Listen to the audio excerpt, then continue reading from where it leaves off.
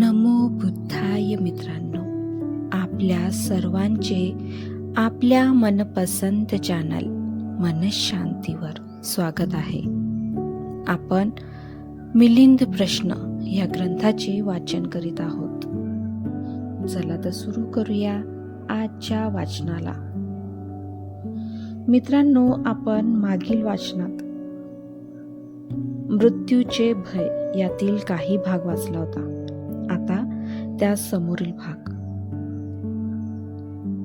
भन्ते, आता आपण सांगा की नरकवासाच्या यातना भोगणारे जीव देखील त्यातून अन्यत्र जावे लागेल म्हणून मरणाला भीतात काय? म्हणे नरकवासातील अत्यंत कटू व तीक्ष्ण दुःख भोगणारे नरकीय ज्वालात सर्व अंग प्रत्यंग सतत जळत असता अत्यंत करुण अशा सदनामुळे ज्यांचे तोंड लाल पिवळे पडले असूनही अतिशय कठीण अशा दुःख यातना सहन करण्याचे त्रास राहिले नसतानाही अत्यंत दयनीय अवस्थेला पोहोचली असतानाही ज्यांना शोक सागरात बुडालेले असता, ज्यांना अत्यंत उष्ण आणि धगधगत्या तीक्ष्ण अग्निज्वाळेत जाळले जात असूनही ज्या नरकात अत्यंत भयानक व घोर आवाज सतत होत असतात, जिकडे तिकडे दुःखद अग्नीच्या ज्वालांनी व्यापलेले जीव दृष्टीस पडतात, ज्या नरकीय अग्नीचे भयानक दृश्य चौफेर योजनेपर्यंत पसरलेले आहे, अशा त्या भयानक अवस्थेतून मुक्त होण्याचे भय त्या नरकीय जीवांना वाटते का? होय महाराज, त्याही दुर्दशेत असले तरी त्या जीवांना मरण्याचे भय वाटते. भन्ते नागसेन, जे प्राणी एवढ्या घोर यातनात सापडलेले आहेत त्यांना मृत्यूनंतर कायमची सुटका करून घेण्यासाठी मृत्यूचे भय का वाटते? की त्यांना नरकीय यातनांची अवस्था आवडते असे म्हणावे?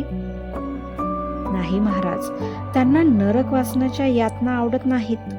ते त्यापासून मुक्त होण्यासाठी नेहमी चिंतातूर असतात, परंतु त्यांच्यावर मृत्यूचा इतका धाक बसला आहे की ते मृत्यूच्या नावानेच गर्भगळीत होतात.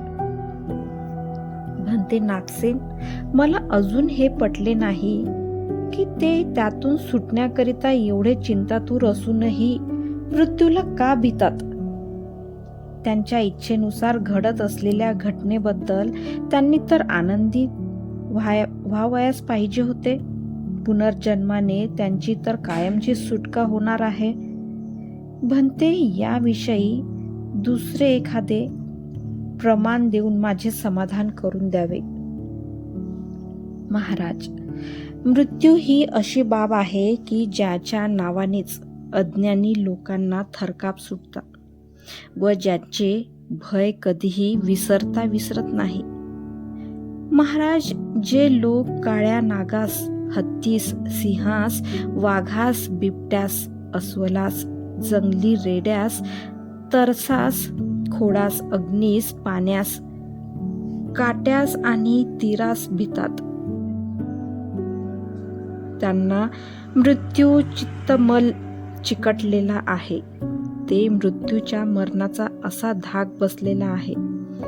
ज्यांना अजून चित्तमल चिकटलेला आहे ते मृत्यूच्या धाकानेच गर्भगळीत होऊन मृत्यूला इतके घाबरतात. हेच कारण आहे की नरकीय दुर्दशेत पडलेले असूनही ते जीव नरकवासातून कायमच सुटका करून घेण्यासाठी तर चिंतातूर असतात, परंतु मृत्यूच्या नावानेच त्यांना थरकाप सुटतो. महाराज, एखाद्या मनुष्याच्या शरीरावर पू भरलेला गळ उठलेले असून ते सारखे ठसठसत आहे. त्याच्या वेदनांनी त्रस्त होऊन त्याने कोणी एका वैद्यास बोलावले. त्या वैद्याने याची चिकित्सा करून शस्त्रक्रिया करण्यासाठी शस्त्र साफ करण्याची, डागाळण्यासाठी सळई गरम करण्याची आणि घावावर मीठ सोडण्याकरिता दगडी पाटावर मीठ बारीक वाटण्याची व्यवस्था केली. महाराज हे पाहून त्या आजाऱ्यास शस्त्रक्रिया करण्याची, जखमीवर डाग देण्याची किंवा मिठाची बारीक भुकटी चोळली जात असता भीती वाटेल की नाही? होय भंते, त्याला अवश्य भीती वाटेल. महाराज, ज्याप्रमाणे आजारातून सुटका करून घेण्याची इच्छा असून देखील त्याचा उपचार करीत असता होणाऱ्या वेदनांचे त्यास भय वाटते, त्याचप्रमाणे नरकीय यातनातून कायमची सुटका करून घेण्याची चिंतातूर असून सुद्धा त्यांना मृत्यूचे भय वाटते. महाराज, कोणी एका गुन्हेगारास हातकड्या व बेड्या ठोकून एका अंधार कोठडीत डांबून ठेवण्यात आले. तो त्या शिक्षेतून सुटका व्हावी म्हणून व्याकुळलेला आहे. अशा स्थितीत त्याला मोकळा सोडण्याकरिता तुरुंगाधिकारी त्यास बोलावणे पाठवतो. तेव्हा आपल्या गुन्ह्याबद्दल त्याला आठवण होऊन त्या अधिकाऱ्याकडे जाण्याचे त्यास भय वाटणार नाही का?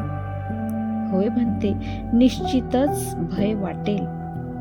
महाराज, याप्रमाणेच नरकीय यातना भोगत असलेले प्राणी त्यातून कायमची सुटका व्हावी म्हणून जरी ते चिंतातूर असले तरी पण ते नुसत्या मरण भयाच्या नावानेच घाबरतात. भंते, आणखी एखादे उदाहरण देऊन माझी समजूत घाला, जेणेकरून माझ्यातील शंका पूर्णतः निघून जाईल. महाराज, समजा एखाद्या माणसास विषारी सर्पाने दंश केला. त्या विषाच्या विकारामुळे तो आता धडाधड धडपडू लागला आणि ओरडू लागला. हे पाहून कोणी एक योगी आपल्या मंत्रशक्तीने त्याच्या अंगातील सर्व विष परत ओढून घेण्यासाठी त्या सर्पास परत बोलावू लागला. तेव्हा त्या पुन्हा आपल्याकडे येताना पाहून त्यास भय वाटेल की नाही? होय भंते, निश्चितच त्यास भय वाटेल. महाराज, याप्रमाणेच नरकातील घोर यातना भोगणारे प्राणी त्यातून कायमची सुटका करून घेण्यासाठी जरी चिंतातूर असले तरी पण मृत्यूच्या भयाने ते घाबरलेलेच असतात. बरोबर आहे भंते नागसेन, आपण जसे सांगितले ते तंतोतंत खरे आहे. मित्रांनो, आजच्या वाचनात आपण इथेच थांबूया.